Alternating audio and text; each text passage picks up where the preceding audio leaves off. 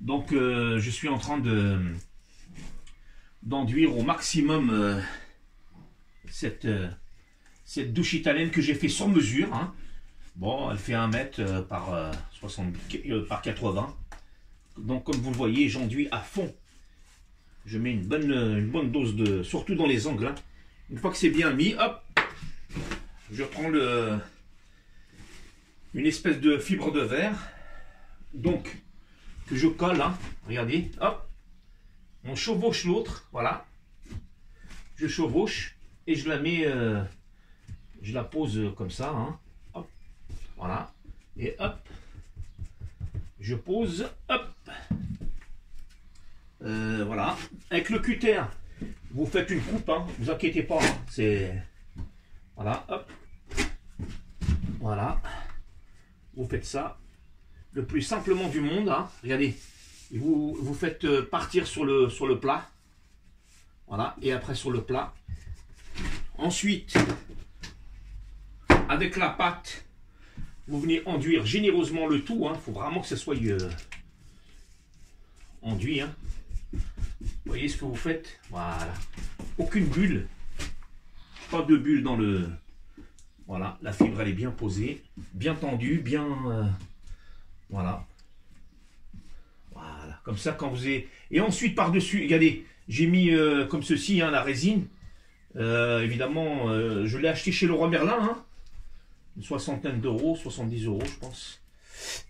Voilà, bien enduit, bien épousé les formes de la douche italienne.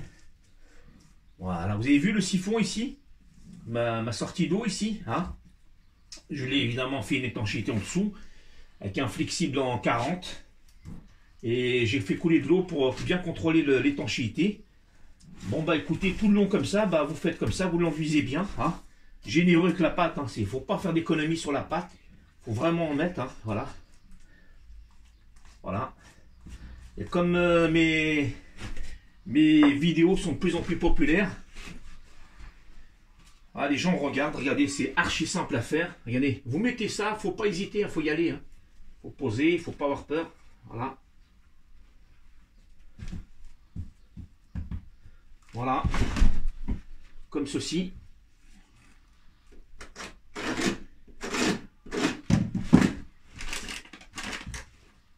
Voilà. Donc c'est impeccable. Ici, vous faites une coupe à 45 et vous venez rabattre ici ensuite, hein, que vous coupez ensuite. Mais par contre, il y a une chose très importante. Lorsque vous faites comme ça, il faut venir dans les angles, hop, et vous ouvrez et vous rabattez. Le rabattage sur la partie horizontale, sur la paroi, est très très important. Voilà. Voilà. Comme ça, comme ceci. Hop.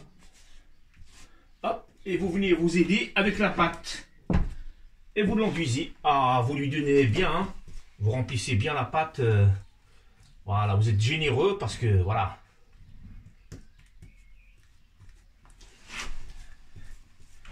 Voilà, vous faites bien les angles, vous remplissez, hein. N'ayez pas peur, hein, mettre de la matière.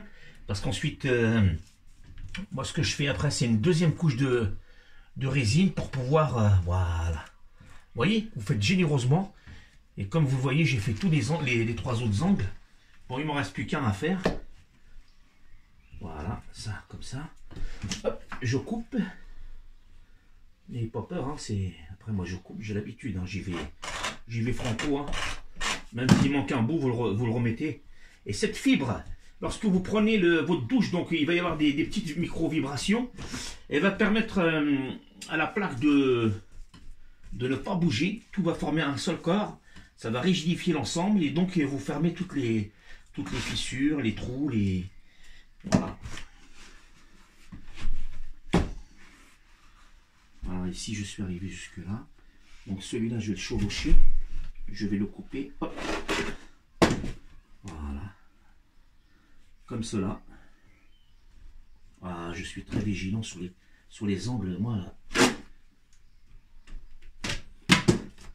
Ah, jusqu'à maintenant, j'ai jamais eu de fuite, hein, sur une douche italienne parce que c'est pour ça que je me permets de montrer le mode opératoire de cette technique, hein. qui est excellente. Donc ma résine, vous l'achetez chez Leroy Merlin, hein, c'est un partenaire, donc voilà, la marque Axton, là. Voilà, mettez bien ce qu'il faut. Faut être généreux, hein, faut pas hésiter, hein. C'est la partie sensible de votre douche italienne, donc voilà. Voilà. Vous voyez, je suis très très généreux avec.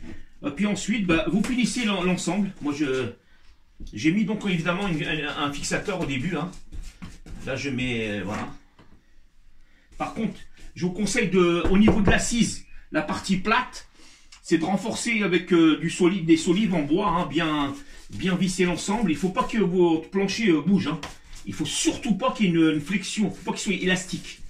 Donc voilà, hein, il ne faut pas qu'il soit élastique. Parce que s'il est élastique, le carrelage dans le temps, il va sauter. Il faut vraiment qu'il soit dur, fixé à jamais. Hein. Voilà. Et c'est un investissement pour la vie. Hein. Voilà.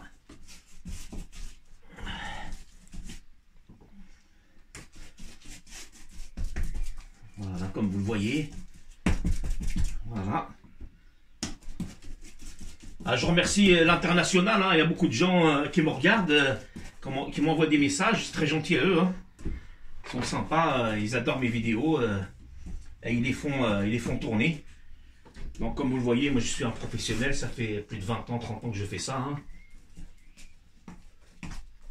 Voilà. Maintenant. Et surtout, vous insistez, c'est sur les angles. Hein. Vous mettez bien la pâte, la résine. Voilà. Voilà. Allez. Excellente journée à vous. Et la suite des événements. Hein. À la prochaine.